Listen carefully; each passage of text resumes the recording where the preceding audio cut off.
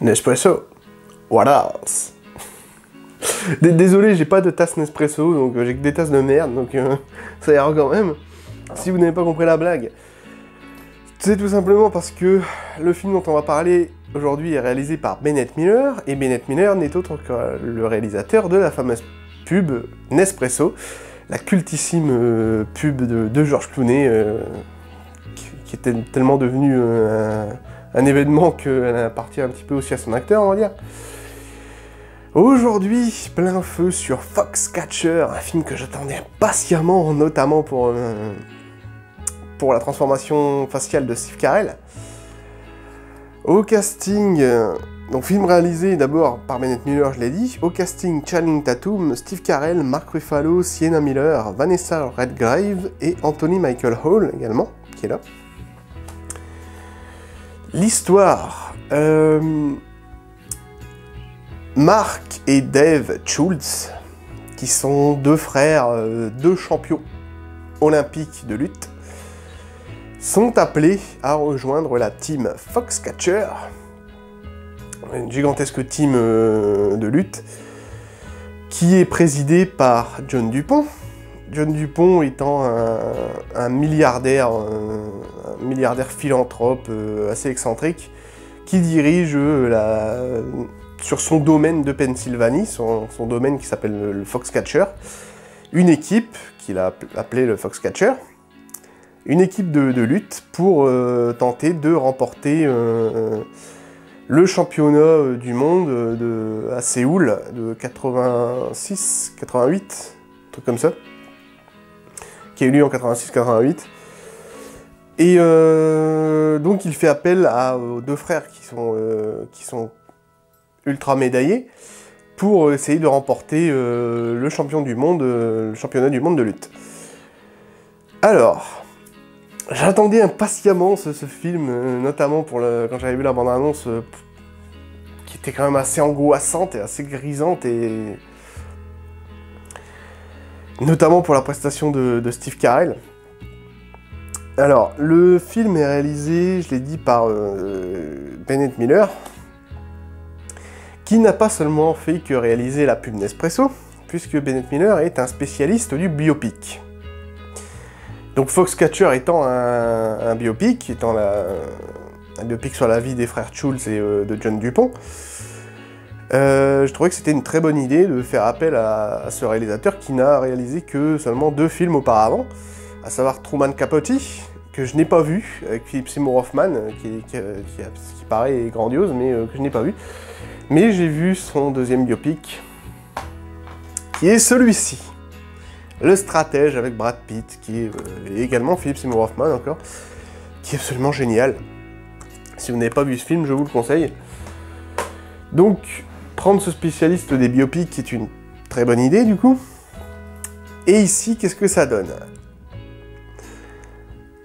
C'est un film extrêmement froid. C'est une ambiance glaciale, une mise en scène, une prestation d'acteur absolument de marbre. C'est assez grisant à regarder. Ce film se vaut pour son ambiance, pour sa mise en scène et pour la prestation des acteurs surtout, qui est absolument génial. J'ai absolument rien à en dire. Steve Carell est grandiose dans son rôle. Surtout que sa transformation faciale qui, je pense, doit être un masque assez réaliste, comme ils en font beaucoup dans les studios hollywoodiens. Ce qui avait été fait notamment pour Charlize Theron dans Monster, qui était aussi, je crois, un masque. Je pense pas que ce soit un maquillage grossier, je pense que c'est vraiment un masque qui doit être collé au visage de l'acteur pour faire ressortir ses traits du visage et... Donc c'était plutôt bien fichu et sa prestation est géniale. Et comme je l'ai dit, c'est une ambiance extrêmement froide. Le personnage de John Dupont est... Ah là là, il est effrayant ce personnage. Rien qu'on le voit la première fois, il fait un petit peu peur. C'est vraiment le type super calme, très posé, tu sais, pas trop ce qu'il pense. C'est quand même assez grisant à voir. Channing Tatum aussi joue très très bien son rôle, qui joue vraiment un personnage un petit peu comme John, c'est-à-dire assez froid et très solitaire, limite brisé, puisque rien que dès le début du film, puisque ce film est un pur film dramatique qui va donner lieu... Enfin, c'est un film dramatique tragique qui va donner lieu à une histoire tragique. Si vous n'avez pas lu enfin, c'est écrit dans le synopsis du film ce qui va se passer, mais si vous ne connaissez pas l'histoire si vous n'avez lu aucun article sur l'histoire de Foxcatcher, de John Dupont, des frères Schultz, etc., je ne vous dévoilerai pas ce qui se passe de tragique à la fin du film, mais il y a un événement important qui va se passer, qui doit avoir lieu, et quand le film a démarré, dès les 5 premières minutes, je me suis dit que je pensais que l'histoire allait être narrée, allait être racontée par le personnage principal du film, et qu'on commençait direct sur la fin du film, en fait. Tellement c'est une ambiance froide et avec des personnages, on dirait qu'ils sont presque brisés émotionnellement, tellement c'est intense, c'est froid, c'est horrible. C'est vraiment une ambiance de marbre, en fait. Et je me suis vraiment dit ça, que le film, que le personnage principal allait nous raconter son histoire, en fait, allait nous narrer sa propre histoire. Tellement c'est une ambiance extrêmement froide, c'est vous dire. Donc, je pense pas que ce film plaira forcément à tout le monde, parce que c'est un film de 2h20 qui peut paraître assez long, parce que justement, comme c'est une ambiance assez de marbre, et des personnages qui sont assez brisés, forcément ils ne délivrent peu d'émotions, donc c'est vraiment pas des prestations super émotionnelles, des trucs de malade.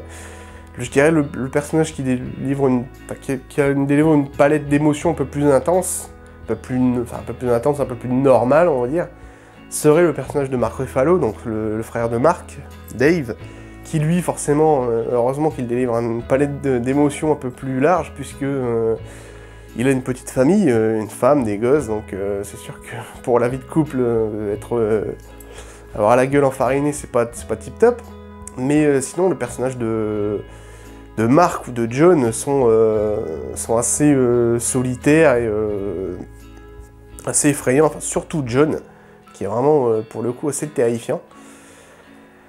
Donc c'est vraiment une ambiance et une mise en scène. Le film a remporté le prix de la mise en scène, justement. C'est tout à fait le type de film qui mérite de remporter ce genre de prix, mais qui ne va vraiment pas plaire à tout le monde, dans le sens où ça peut paraître long par moment, du fait que c'est assez froid comme film. Moi, personnellement, j'ai trouvé que c'était un bon film, que c'était quand même assez puissant, poignant et assez intense. Surtout dans la prestation des personnages, aussi bien que dans l'ambiance. La musique, en plus, vient amplifier un petit peu tout ça, puisque la musique est beaucoup de morceaux pianotés qui sont assez dramatiques. Mais vraiment dramatiques noirs, qui sont... là, pour le coup, ce film est un pur film dramatique, là, vous pouvez pas vous tromper. Il n'y a aucun sous-genre derrière, c'est vraiment du film drame, très sombre, très brut. J'étais étonné d'ailleurs que Steve Carell soit choisi pour incarner John Dupont, parce que c'est vraiment un personnage très froid, et que Steve Carell, on le connaît plus pour aussi bien des comédies. C'est un acteur que j'adore, moi, justement, parce que c'est un acteur qui sait aussi bien jouer les comiques que dans des personnages assez intéressants dans des films dramatiques. Mais généralement, les films dramatiques auxquels il joue sont plutôt des films dramatiques plus légers, c'est-à-dire avec des fois une romance derrière, donc c'est assez différent. Là, pour le coup, c'est vraiment un drame brut, et fort et puissant, poignant, intense. Enfin, c'est vraiment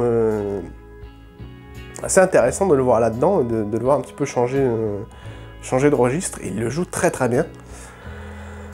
Donc voilà, c'est Foxcatcher est pour moi un bon film, très poignant, et même s'il y a peu d'émotions dans les personnages, ça reste quand même un bon film pour moi. Et voilà. C'est à peu près tout.